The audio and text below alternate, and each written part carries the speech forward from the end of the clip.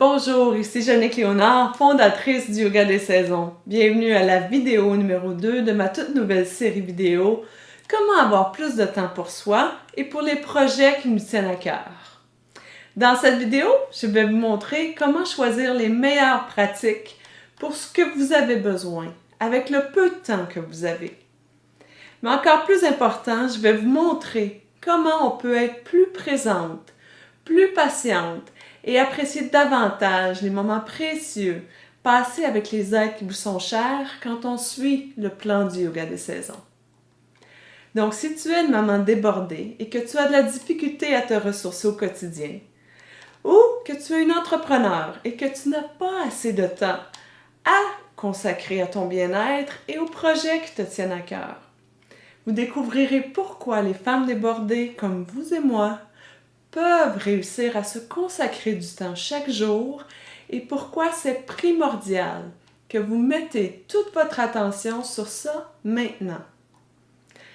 Dans la vidéo numéro 1, on a parlé de l'importance d'identifier les domaines de votre vie qui ont besoin de votre attention en ce moment pour connaître vos besoins et simplifier la façon dont vous allez pouvoir prendre du temps pour vous et les projets qui vous tiennent à cœur.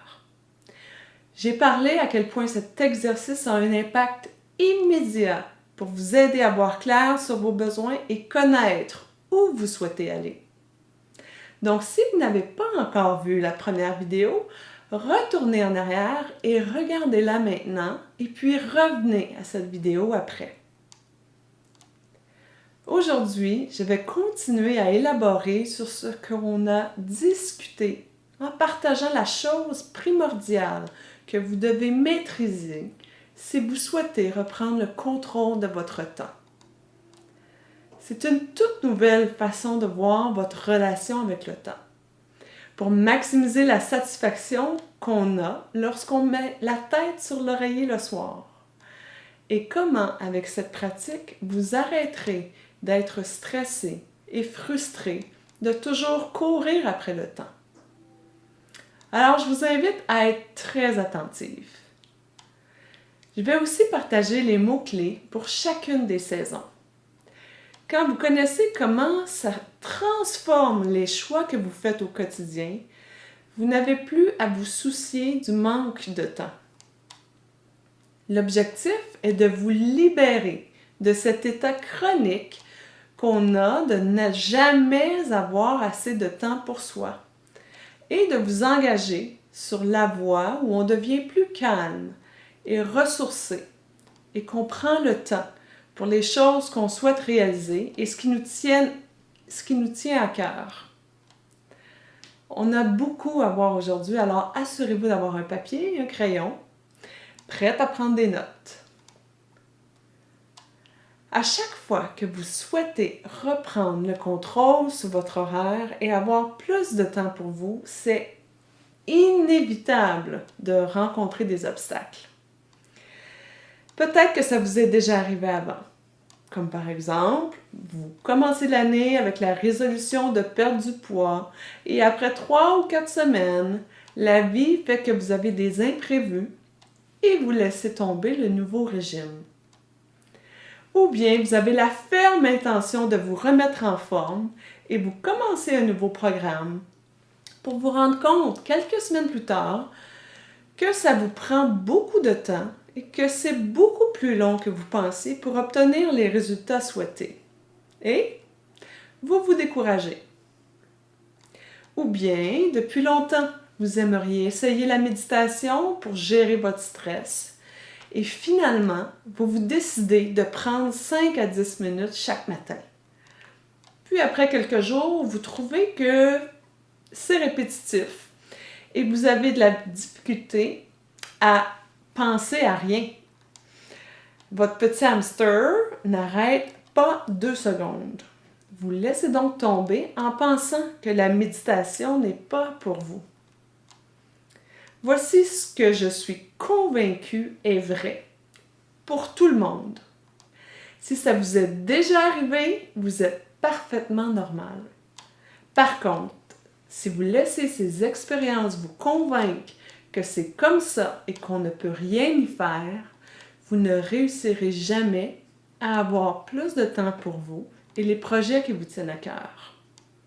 En plus, vous allez continuer à avoir le sentiment d'être constamment en train de servir les attentes des autres, de vous lever le matin déjà épuisé et stressé juste à penser à la journée devant vous, de vous sentir constamment sollicité, d'être toujours en mode réactif, d'être dépassé par les événements et de vous coucher le soir complètement vidé physiquement, mentalement et émotionnellement, et peut-être même frustré parce qu'encore une fois, vous aurez manqué de temps pour les personnes et les choses qui sont réellement importantes pour vous.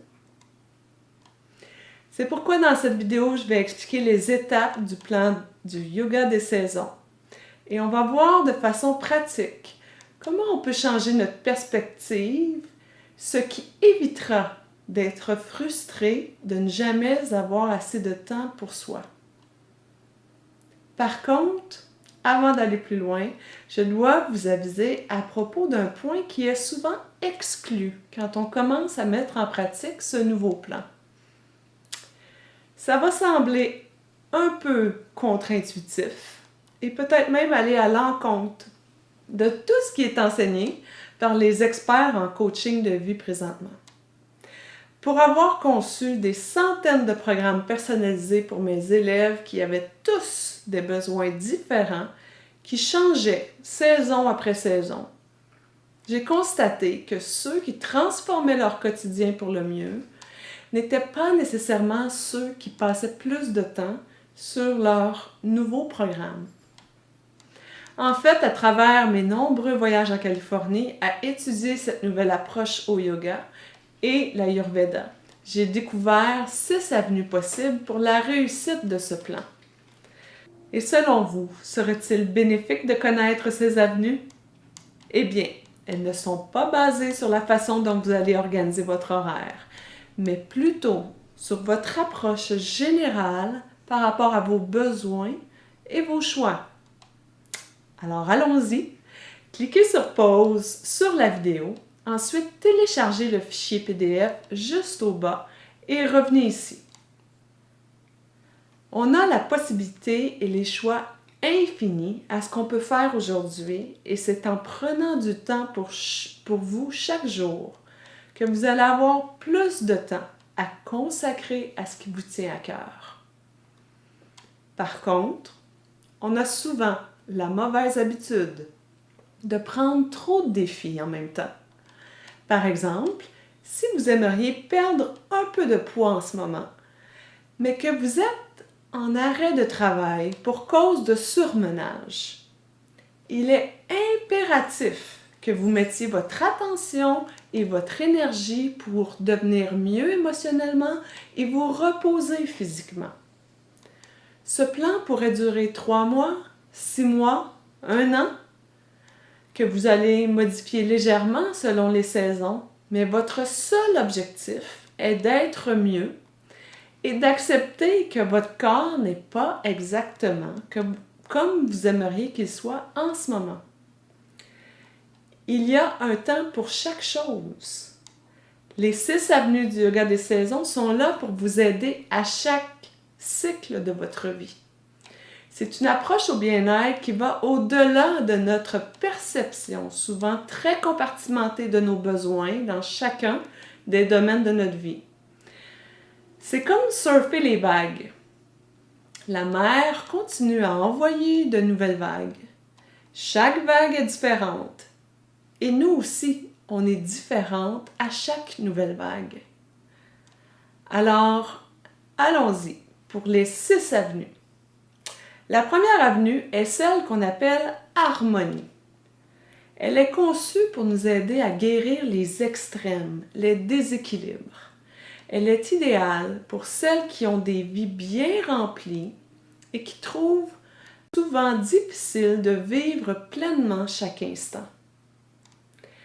Elle nous encourage à trouver l'équilibre entre performer et être réceptive, entre forcer et laisser aller, et entre le dynamisme et le calme.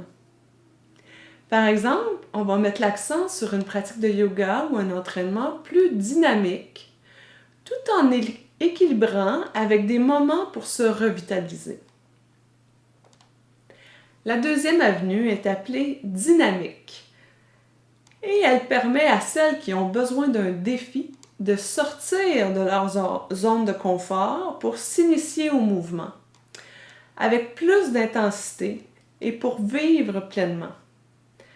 Par exemple, on va s'assurer de bouger tôt le matin et s'activer dans tous les aspects de notre vie pour arrêter de procrastiner. Ensuite, l'avenue de la réceptivité est pour celles qui souhaitent baisser leur niveau de stress, se régénérer après une période intense au niveau physique, mental ou émotionnel. C'est une avenue très puissante dans un monde où tout bouge constamment. Par exemple, on va mettre l'accent sur des pratiques de yoga yin ou restauratif, des moments d'introspection et cultiver l'art de recevoir en laissant les autres prendre soin de nous. La quatrième avenue est nourrissante. C'est l'avenue de choix pour celles qui ont des blessures ou des conditions de santé chroniques où c'est impératif de faire tout ce qui est possible pour revenir à l'équilibre. Par exemple, on peut démarrer une thérapie, on peut consulter un praticien en Ayurveda, on peut modifier son alimentation, par exemple éliminer le gluten, le sucre. Cette avenue, en fait, mise sur les thérapies conventionnelles et alternatives, en allant chercher de l'aide professionnelle. On peut également explorer la dévotion. Cette avenue est pour celles qui souhaitent débrancher l'hamster mental et qui veulent guider avec leur cœur. Par exemple, on pourrait explorer le yoga du son avec le chant de mantra ou aller plus dans le don de soi par le bénévolat ou en offrant de son temps de façon complètement détachée. La sixième avenue est celle de la créativité, idéale pour les artistes ou celles qui aimeraient explorer leur côté créatif dans tous les domaines de leur vie. Par exemple, on va amener notre créativité dans notre travail. On peut proposer de nouvelles façons de faire. Dans la pratique de yoga, on peut essayer un yoga flow plus créatif et s'encourager à sortir de notre cadre habituel. Alors voilà les 6 avenues proposées. Il est maintenant temps de faire votre choix. Qu'est-ce qui vous appelle le plus en ce moment? Harmonie, dynamique, réceptivité, nourrissante, dévotion ou créativité. Vous pouvez inscrire maintenant dans la case appropriée comment vous pourriez faire vivre cette avenue dans votre quotidien. Ensuite, selon la saison où on est, on va mettre l'accent sur les mots-clés. Par exemple, en été, ce sera plaisir.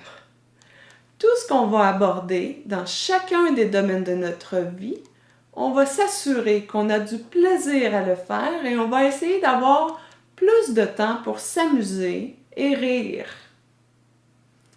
À l'automne, c'est stabilité. Alors, on va essayer d'avoir un horaire stable, pas trop chargé, qui est assez répétitif et qui nous aide à nous sentir en terrain connu. On évite les excès et on tempère nos ardeurs. Tout est fait avec douceur et conscience. À l'hiver, c'est force.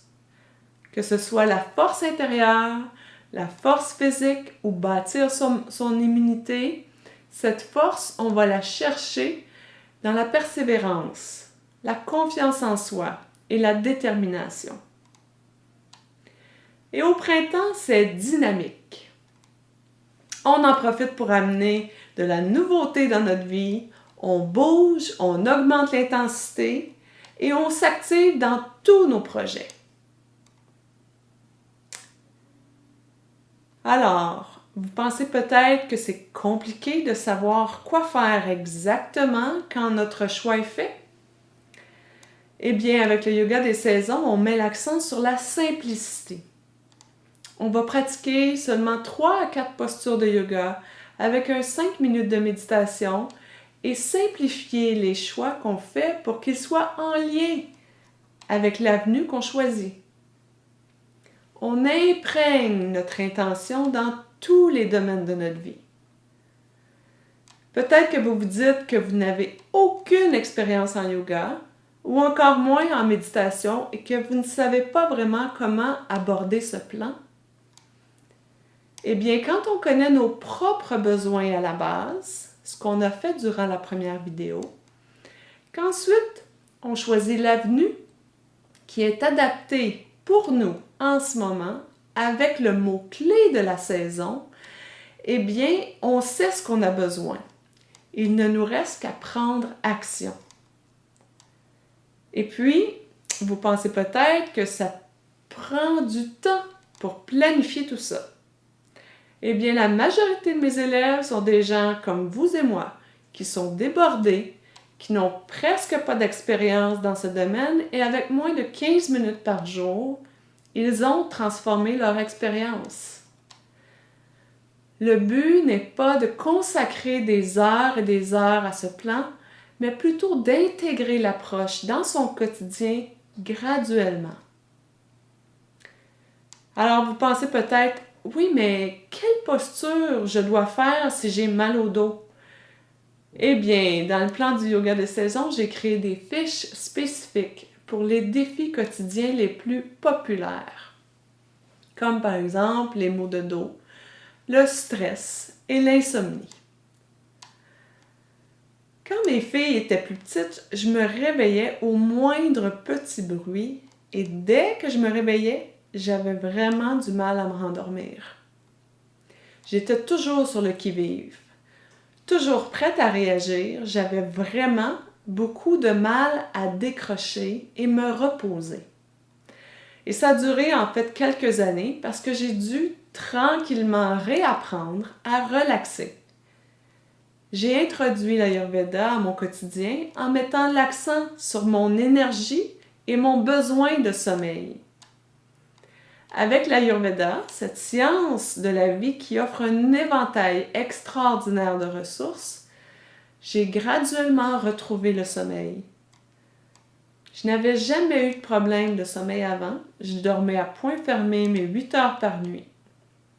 Quand j'ai eu mes filles, tout a changé. Je peux vous dire qu'aujourd'hui, mon sommeil est sacré. J'ai compris combien c'était vital pour moi de bien dormir et maintenant, je peux dire que je suis vraiment bien outillée quand arrivent les réveils pendant la nuit.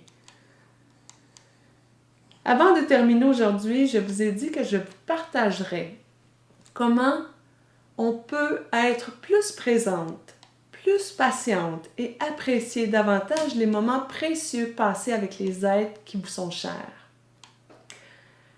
Avec 5 minutes de méditation chaque matin, vous pouvez changer votre perspective que vous avez du temps. Tout comme moi, quand j'étais exténuée et que je ne trouvais pas comment je pouvais me sortir de ce cycle de manque de sommeil, de stress, de fatigue et de surmenage quand mes filles étaient petites et que quelques minutes par jour de méditation m'ont aidé à passer au travers et à finalement reprendre le dessus.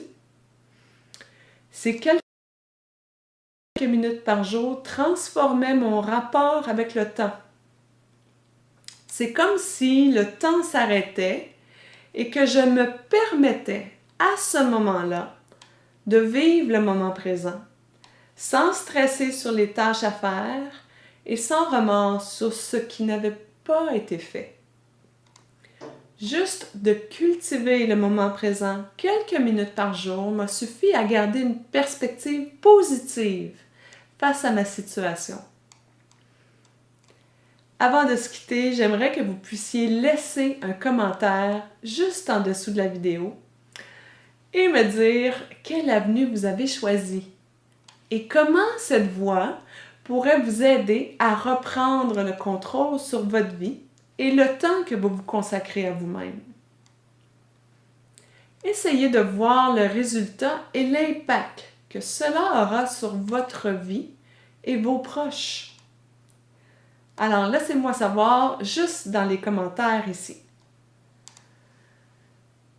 Et si vous avez trouvé cette vidéo utile, merci de la partager sur Facebook, Instagram, Twitter ou juste en partageant l'adresse Internet à vos amis par courriel. Et en parlant du temps que vous vous consacrez à vous-même, on a plusieurs personnes qui nous ont posé des questions au sujet de l'abonnement du Yoga des saisons et j'aimerais vraiment vous y voir. Dans la prochaine vidéo, on va parler davantage à propos du plan du Yoga des saisons, comment vous pouvez vous abonner. La façon dont ça fonctionne est que j'ouvre l'abonnement au grand public de façon très limitée. Ce fonctionnement nous permet de suivre le plan en groupe de façon simultanée, un peu comme quand on va à l'école. J'ouvre donc l'abonnement pour seulement quelques jours, pour ensuite le fermer, pour créer l'espace pour livrer le matériel aux abonnés. C'est pour cette raison que dans la prochaine vidéo, ce sera à propos de prendre action et aller de l'avant. Donc, si vous êtes intéressé à aller de l'avant avec nous et que vous souhaitez plus de détails sur le programme, je vais l'expliquer pour vous en détail dans la prochaine vidéo. Mais pour l'instant, j'aimerais vous quitter sur ce qui suit. En regardant la fiche que vous avez remplie aujourd'hui, vous pouvez sûrement voir plus clair sur la façon dont vous allez vous consacrer plus de temps et l'approche que vous allez privilégier pour les prochains mois. En vous offrant ce moment privilégié d'introspection, vous vous permettez de créer l'espace pour une nouvelle réalité possible. C'est en prenant ce temps et en évaluant l'avenue à prendre que vous clarifiez comment vos besoins seront comblés sans ajouter sur votre liste de choses à faire. Vous êtes déjà à mi-chemin vers la réalisation de votre désir d'avoir plus de temps pour vous et ce qui vous tient à cœur. Il ne vous reste qu'à aller de l'avant et prendre action. Alors, ce qui s'en vient dans la prochaine vidéo, on va parler de ce plan et comment aller de l'avant avec votre désir d'avoir plus de temps pour vous et ce qui vous tient à cœur. J'ai vraiment hâte de vous revoir à la prochaine vidéo.